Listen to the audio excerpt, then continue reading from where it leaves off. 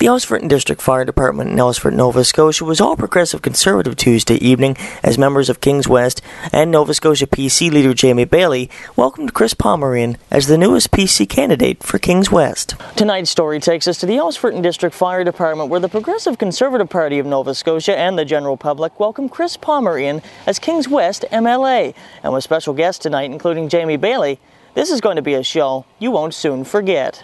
I'm really excited to be representing Kings West. It's my second time around. We ran in 2009 and a lot has changed, lots different. More people know my name around the area. I think we built up a good reputation.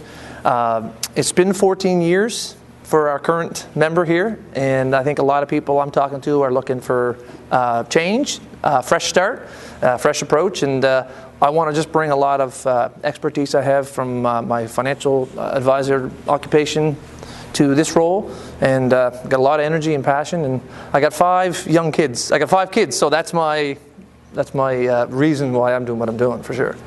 And it's not only Chris Palmer's energy and passion that will make him the right candidate for the position, but also his message of change, which will be his main focal point in the next election. We have to replace a government that dictates and doesn't listen to a government that works with people and actually enters into dialogue. We can affect the change we want to be. I feel that a lot of politicians and people who get into politics, their motive to get in is change, but when they get in, they seem to just occupy a spot and occupy a seat, and they just basically follow the status quo. Right. And what I want to do is be a real agent for change. Anything I've ever done, any kind of committees I've sat on, or boards or church committees, anything like that, I really want to bring fresh ideas to the table, right? Not there just to kind of endorse the status quo. So I really want to be that change for real reform, real change in so many areas in government, for sure. And although it was a very important evening for Chris Palmer and his family, and of course his constituents of Kings West, it was also a very important night for the leader of the PC Party of Nova Scotia. Oh, it's very important for me. Kings West is an important riding. Chris is a great candidate, he's a personal friend, and I really wanted to be here to launch him off to success. And as Jamie Bailey took to the stage, one of his topics that he discussed were jobs and how the province needs many more of them to move forward and prosper. So that we are going to put vocational training back in our schools because that creates jobs for young people here at home. The big one for us is jobs, growing the economy, providing opportunities for young people to stay here.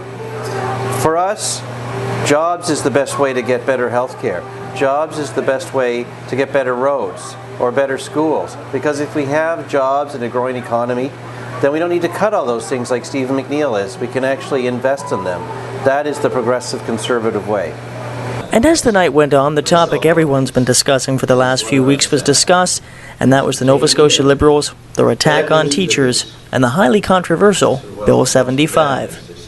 8 o'clock sharp, the Liberals actually shut down that committee that was hearing from all those teachers and walked out in the middle of one of the teachers who was talking about mental health in their class. They literally walked out on him. Stephen McNeil, he decided, I'm frustrated, I'm tired of these negotiations, I'm just going to ram a bill through the House to fix a contract and get in and get out as fast as I can. Actually picked the policy manual of the Annapolis Valley Regional School Board. And you know what it says?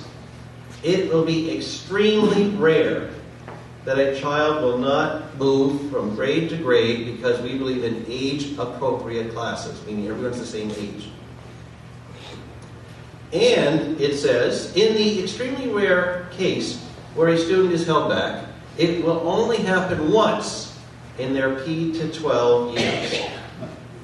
So if you get held back in grade 1, you got a free pass all the way to grade 12 from there. That is a no-fail policy. I want to be clear, Bill 75 is a reckless bill that actually is going to cost us a lot of money down the road.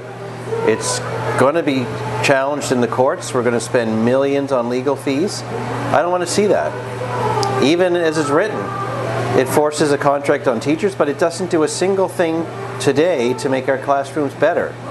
Well, I think Nova Scotians want to see better classrooms, and they don't want to be sued for their hard-earned tax dollars. So what we're going to do First day of PC government's elected, we're going to repeal Bill 75. We're going to take some of the money that's in there and actually invest in the classrooms day one on things like smaller classes and more help for students that need it. And then we'll negotiate something fair with teachers without the risk of being sued. And as the evening concludes here at the Ellis Furton District Fire Department, members of the general public and, of course, the Progressive Conservative Party of Nova Scotia welcome Chris Palmer as he becomes the next Kings West MLA for the PCs. Reporting in Ellis Furton, Nova Scotia for Ian Swinimer Reports, I'm Ian Swinimer, and thanks for watching.